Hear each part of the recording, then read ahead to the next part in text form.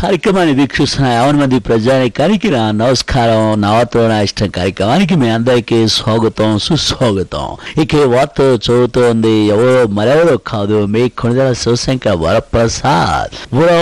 మీ చిరంజీవి, అదే మీ మెగాస్టార్ చిరంజీవి. నా ఫ్యాన్స్ అంతా ఒక్కసారి మీ టీవీలకేసి ఫస్ట్ తొలగించుకోండమ్మా. మన అరకు అసెంబ్లీ ఆదేశ్ బొర్రా గుహలతో మనకు లాంగ్ అటాచ్మెంట్ ఉందన్నమాట. అలాంటి స్వీట్ మెమరీస్ అనే గుర్తుకొచ్చినప్పుడు ఫీలింగ్స్ ఉన్నాయి చూసారు, అని ఫెంటాస్టిక్. 3 రోజులు అలా గడిచిపోయాయన్నమాట. మన డాన్సింగ్ టాలెంట్ చూసి గిరిజనులు కూడా కంగారు పడిపోయారు. నా బంగీ జంప్ చూసి స్పీకర్ మనోహర్ ఆశ్చర్యపోయారంటే నమ్మండి. ఇక వస్తూ వస్తూ వైజాగ్ బీచ్ లో సాయంకాలం సాగర తీరం అంటూ అలా పాత పాట హమ్మింగ్ చేసుకున్నాను అనమాట. మనకి ఇక ఆ రకంగా చూస్తే హ్యాపీ డేసే మొదలైపోయాయి. ఈ సంక్రాంతి మనకు మెమరబుల్ సంక్రాంతి. ఇక ఏపీలో మనం రఫ్ ఆడిస్తాం. దానికి సంబంధించిన మరిన్ని వివరాలని వాటి బులెటిన్ లో మీ అందరికీ డీటెయిల్ గా చెబుతా. అందుకంటే ముందుగా హెడ్లైన్స్ చదువుతాను, కాస్త జాగ్రత్తగా ఫాలో అయిపోండి. తొడగొట్టడం కాదు రాజకీయం, బాలకృష్ణకు తెలియదు వ్యత్యాసం. సంక్రాంతికి బిగ్గెస్ట్ హిట్ మన విలీన సినిమా. 10 తలుపులు తడుతూ ఉంటే కాదనగలమా? సత్యబాబు కిరణ్ రెడ్డి గొడవలతో మనకే లాభం, ఏనాటికైనా పెద్ద కుర్చీ మనకే ఖాయం. Now news in detail. Para fans, Sankranti అంటే తెలుగు వాళ్ళకే కాదు, టాలీవుడ్ కూడా పెద్ద పండుగ. ఈసారి Mahesh Babu business man, Venkatesh bodyguard, తారక రత్న నందీశ్వరుడు సంక్రాంతికి వస్తూ ఉన్నాయి. వీటిలో ఏది బిగ్గెస్ట్ ఇష్టం అని చెప్పి సినీ పండితులు అప్పుడే లెక్కలు కట్టేస్తున్నారు. వాళ్లకు తెలియనటువంటి సీక్రెట్ మనకి తెలుసు. ఈ సంక్రాంతికి బిగ్గెస్ట్ హిట్ సినిమా ఏమిడో తెలుసా?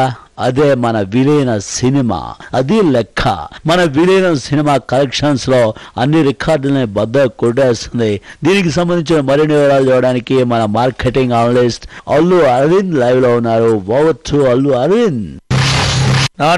చిరంజీవి గారు, ఇంకా మీరు అట్టనేదానికి లేదు, రూల్స్ కూడా దానికి ఒప్పుకునేదానికి అంతకనే లేదు. మీ సినిమా ఎప్పుడు రిలీజ్ చేయాలనో మీరు నిర్ణయించుకునేదానికి లేనే లేదు. ఫస్ట్ కాపీ ఇంకా సోనియా మేడం ల్యాబ్ నుండి రావాలా, దాన్ని గవర్నర్ నరసింహన్ గారికి ఒకసారి చూపించదనుకున్నది. ఇంక అట్టనే సెన్సార్ సర్టిఫికెట్ కూడా రావాలా.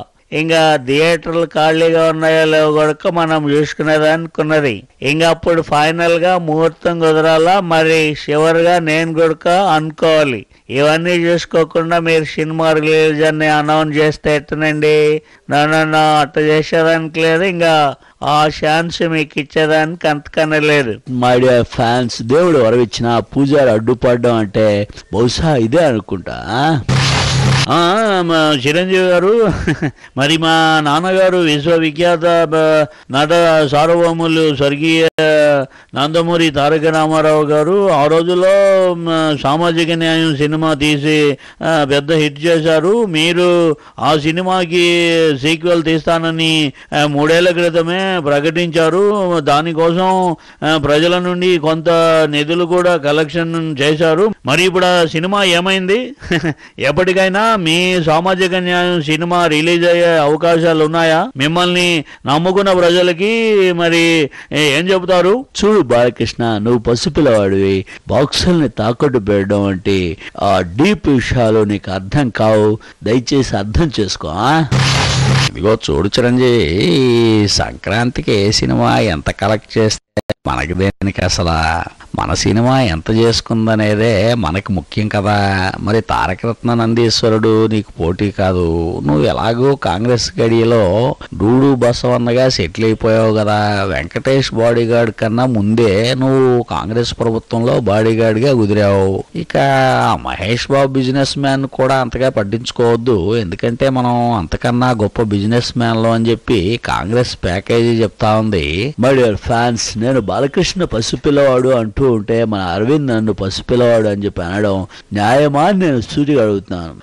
ఓకే, మన ఇమేజ్ ఇంకా డ్యామేజ్ కాకముందే మనం ఒక బ్రేక్ తీసుకోవడం మంచిదని చెప్పి నాకు అనిపిస్తుంది. అందుకే మనం అంతా ఒక్కసారి బ్రేక్ వైపు అలా ఫేస్ తొలగించుకొని మరి వెంటనే ఇలా వచ్చేద్దాం. Okay.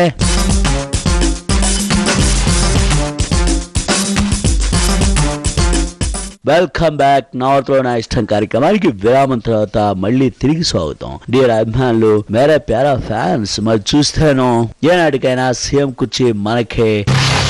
Look mister Chiranjeevi G, మీరు ఇప్పుడే కాంగ్రెస్ లో చేరారు.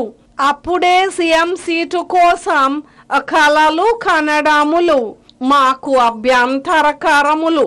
మీరు ఇప్పటి వరకు కాంగ్రెస్ కు ఇచ్చిన సర్వీసెస్ అంతంత మాత్రములు.